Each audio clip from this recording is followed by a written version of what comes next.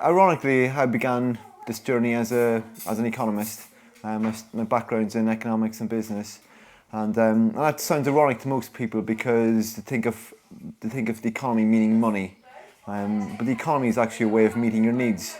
The monetary economy is but one way of actually meeting your needs. So, what I'm trying to raise awareness through this is actually showing that there's other ways of running an economy without using money.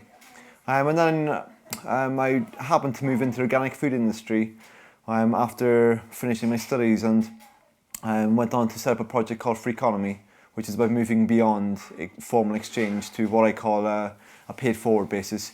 And start speaking out about the grossly misunderstood consequences of any form of money, and which I felt wasn't getting any press or any coverage at all.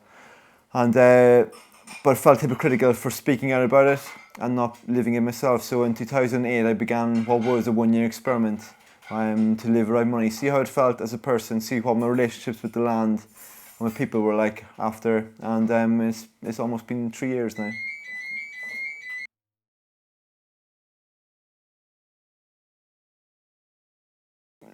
To begin living without money, you obviously just can't, overnight think I'm going to change completely tomorrow. So about 3 or 4 months beforehand, I made a list of everything I currently consumed, whacked off the things like iPods, which you can't make from nettles and rose hips and stuff, and was left with a list of things that I could build a relationship with the earth or with somebody in my community with to meet those needs. And from that point onwards, I just started building those relationships and learning the skills I needed to learn to make it happen. So it was a process from maybe 3 or 4 months beforehand, and I kind of threw myself in then. I just said I could spend a year planning or 2 years planning, but it's better just to go and do it sometimes. And yeah, the first few months were hectic, but I learned pretty rapidly.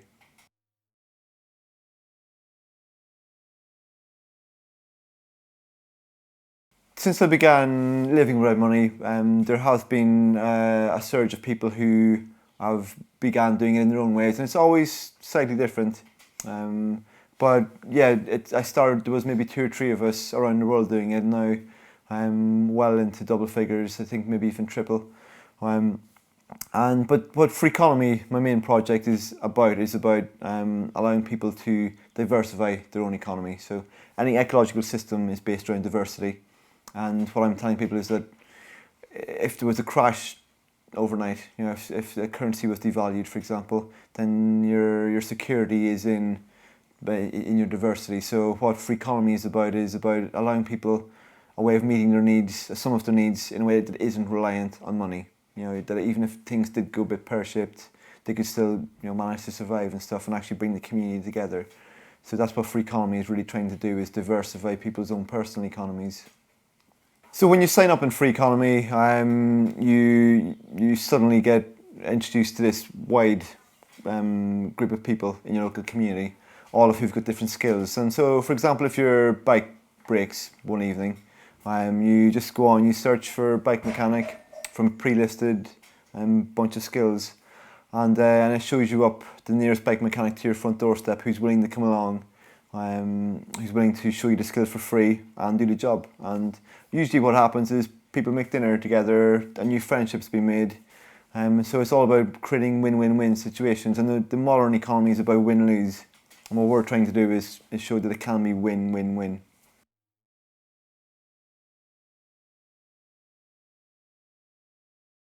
In the last 100 years, I've seen a massive erosion of community. I've witnessed it in Ireland in about 15 years. It went from being very tightly knit to nobody even knowing each other anymore. But people 13,000 years ago, they seen security in their relationships with the earth and relationships with people and the other species we share the planet with. But gradually, since the agricultural revolution and more intensely since the industrial revolution, we've had this intense erosion of community, and so the tool that enables the tool that enables all that erosion is money. It means that we now have this kind of illusion of independence, and our parents and our teachers and our religious institutions, they all tell us, well, money is security and we should strive for more and more and more. And it's all very well intentioned, But the reality is that we're now, instead of being dependent on the people we know and love around us, we're dependent on strangers. And so the social repercussions of that are very misunderstood. Like, we used to make food for each other and grow food for each other, and we used to nourish each other in that way. And now we consume services, and I think that's the key point, is that we've stopped looking after each other and we've started consuming services, and everything is sold now. Like, we do so little for ourselves. So I think we need to get back to having our security in community, having our security in friendships and the earth. A large part of what I talk about is about the money issue and about the repercussions of this tool. But while that's the idealist in me, there's the realist in me also, and the realist is really just asking people to question things and to see in front of them a table with different lens. The lens we've currently got on, through which we're perceiving the world, is the lens called "How much can I get?" And all I'm suggesting to people is that to think that on that table there's a few more lenses. One lens could be called "How much can I give?" Another lens may be called "How many people can I make smile today?" And just think, if we all went at the world with those lenses on, how much can I give? How many people can I make smile? Just think of the different world we'd live in today. It would be a much different place. And so I'm trying to get people to uplift each other. And I think that who knows what's going to happen in the future? None of us can predict it. I think the one thing that we can be sure of is that if we stick together and if we strive to come up with solutions, then we'll get there.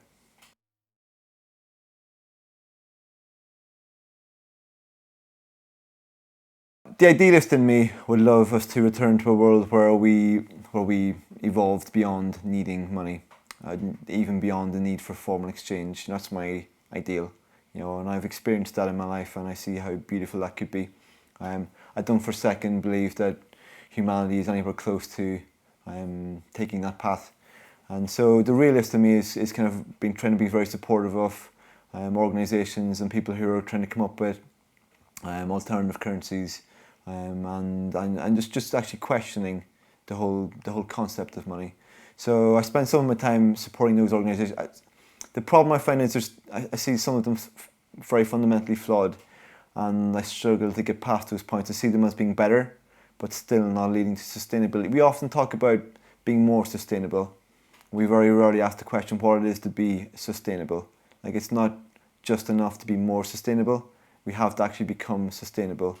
And that's the key, because what sustainable really is, most of us aren't willing to fully accept. But the next question is, if we're not going to be sustainable, where are we going? Like, sustainability in its truest terms means to be able to live here indefinitely, and the way we're going right now is not going to last very much longer.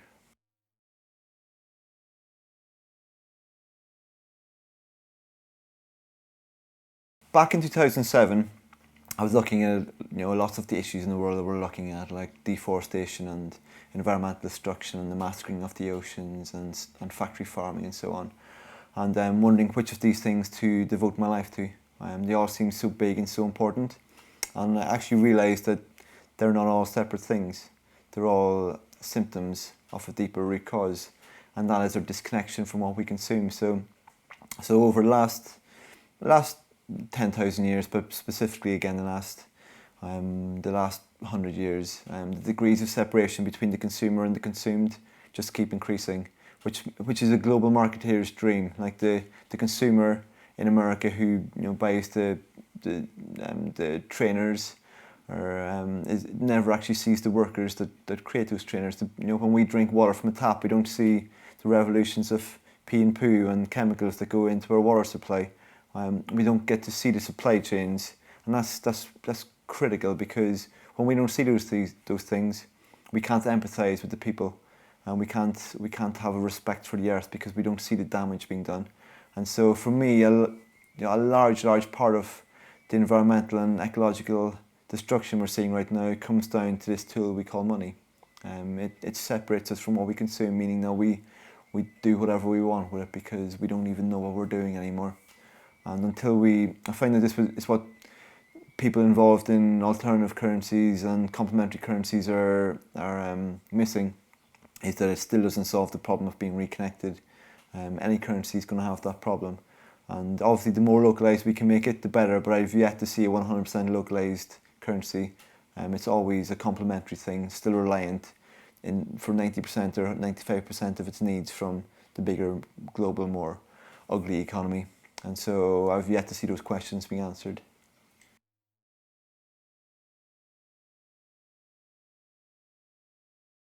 Yeah, the banks have a massive role in ecological destruction. Well, I think any corporation, to be honest, does, because any CEO of a corporation is legally obliged to maximise the profits for its shareholders. That, as a starting point, is unsustainable. Like, until that law is changed, very little will change, because everything then becomes a resource to be used to maximise profits for shareholders, and that's a very scary place to go.